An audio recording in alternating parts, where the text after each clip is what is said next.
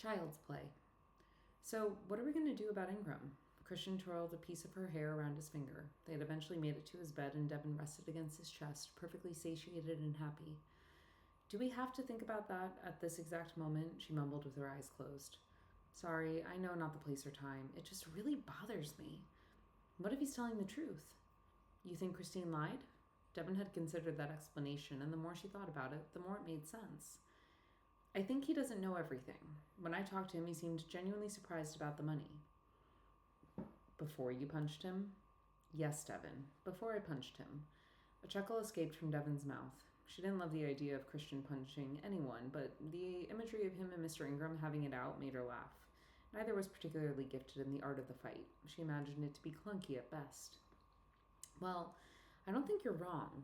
It seems like Christine has control of the purse strings for a while. I also think it's weird that I ended up working for him. That can't be a coincidence, right? Do you think that she knew that I knew you? Christian shifted underneath her and they turned to face one another. If she did, that would be insane. But then again, this entire thing feels mildly bonkers, so hey, I wouldn't put it past her. Devin tried to wrap her head around the concept that Christine Ingram could be a mastermind screwing over everyone else in her life. We can unravel this mystery in a bit. I am absolutely starving. Want me to make us some grilled cheeses? God, yes, please. That sounds amazing. He pressed a kiss into her lips. One grilled cheese coming right up. He rolled away from her and pulled a shirt and shorts out of his dresser. I like you better when you're naked, she said cheekily, her face pressed into a pillow. I like you always, he shot back, and Devin felt her heart soar. She was happy. Even if Christine Ingram ended up being a monster, she was happy that this entire situation had brought her to Christian. I think you should just confront her. Devin was on the phone with Rosie, who was egging her on. I don't think I'm in any position to confront her, considering it really has nothing to do with me. Devin was holding up dresses in the mirror. She was headed to the theater. Mr. Ingram had given her and Christian last-minute tickets to one of his shows. Devin hadn't worked on it, but she was nonetheless excited. It would technically be her and Christian's first real date. If you see her tonight, walk right up to her and say, "You ruined my man's life," and storm away. Or you could always throw a drink in her face. You've been watching too many Housewives recently, and it shows, Devin deadpanned, causing Rosie to laugh.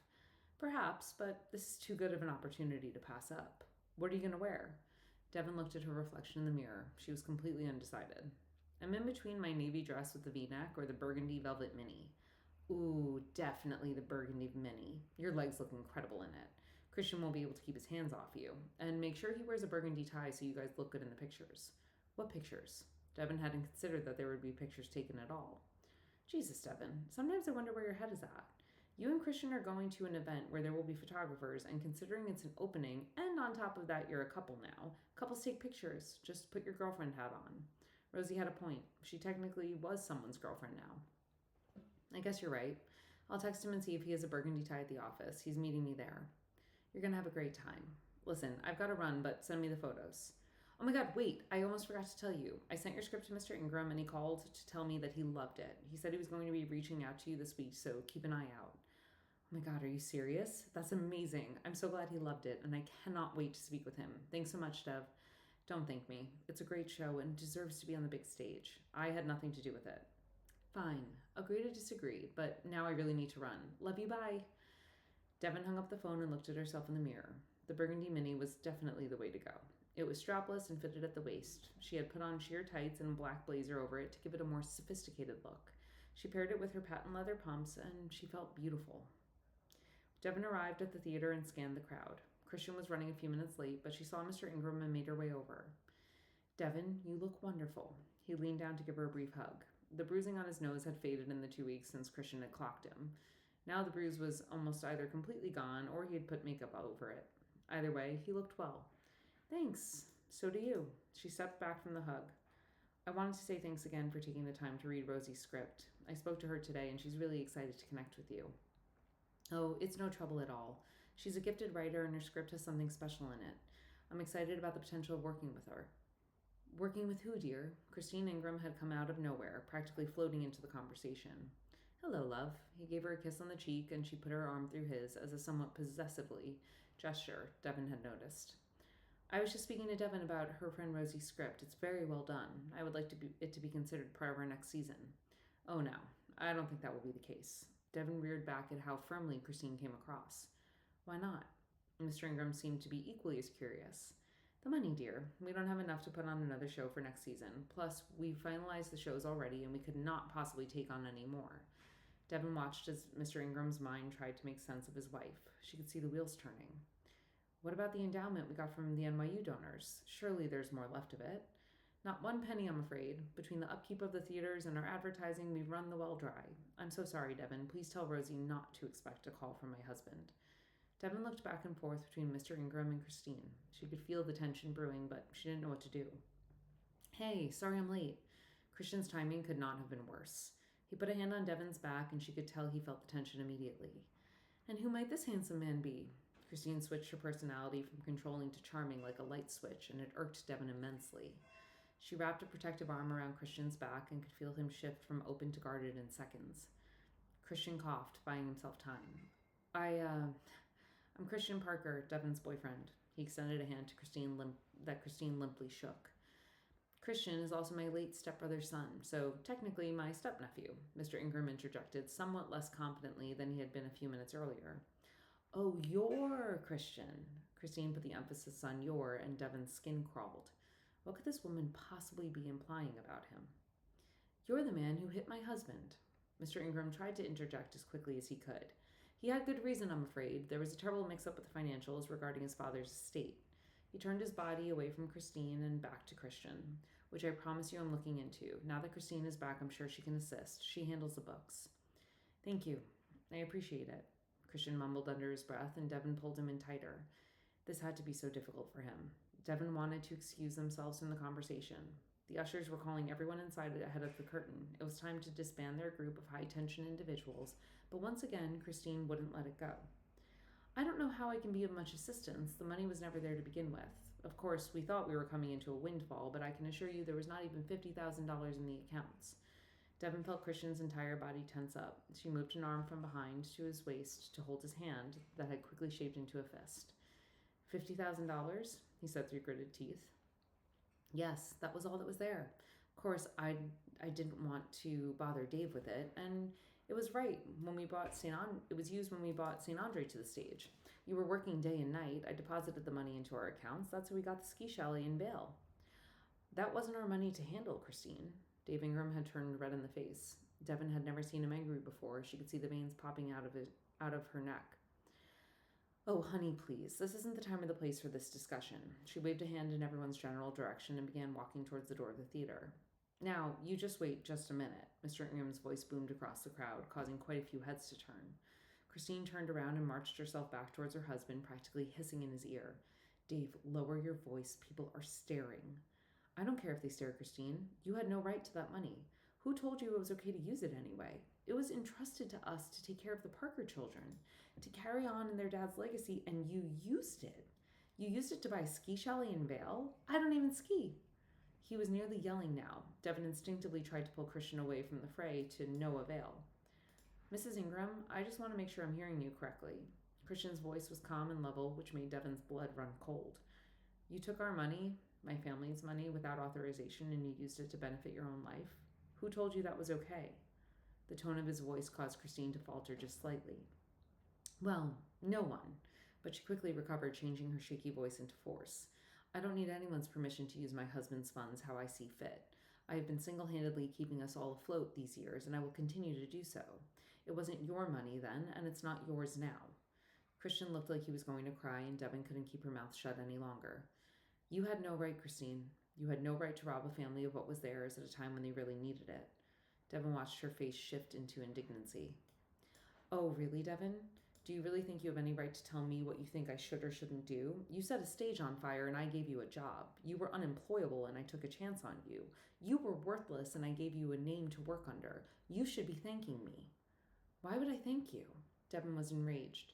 It seems to me like you planted me in this job to keep everyone silent. Isn't that right? Christine actually laughed at Devin's accusation. You think I want to keep everyone silent? Please. I could have done that with a well-timed phone call from one of my lawyers. You think I planted you here and you were only mildly correct. You're right that I chose you. I picked you because you went to school with Christian, who, by the way, I've been keeping tabs on since his tragic father's death. She shifted her gaze to Christian. You did fine without the money, Christian. We needed it more. I needed it more. Your sister still went to med school. You still graduated college. You're welcome that I didn't swoop in like Daddy Warbucks and save you.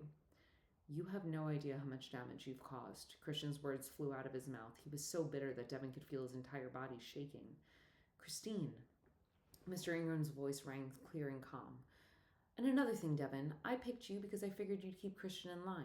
You'd make sure that he didn't make a big deal about the money, especially because the filing for his trust comes up next month. I figured you'd make him forget all about it, but a lot of good that did me. She rolled her eyes. Christine. Mr. Ingram tried again. What trust? Christian had no idea what she was talking about. Your family trust. You got 50 grand from your dad's death, but he set up a trust for each of the kids, and you were going to inherit it next month on your birthday. But why do you need it? Your father wasn't even of sound mind when he died. He put Dave as the beneficiary. We have full control over if you do or do not get that money. Christine, that is enough. Mr. Ingram's voice came out so loud that Devin jumped behind Christian for protection. Christian had the decency to look afraid for a brief moment. You had no right to rob this boy of his father's money, to use it for your lifestyle, to emotionally manipulate his life for your own benefit. This money was his. It was for his sister, his mother, his brother, their happiness and their well-being. He had already lost a father and you took away his stability. How dare you? Dave was yelling now. Devin looked on in horror as he towered over Christine, his words spewing out of her. You have been selfish, careless, and reckless. You're a criminal and I can't believe I ever trusted you. You're doing the same thing with the NYU endowment, aren't you? Using the money to buy another house or get another facelift or whatever frivolous thing you do with your time.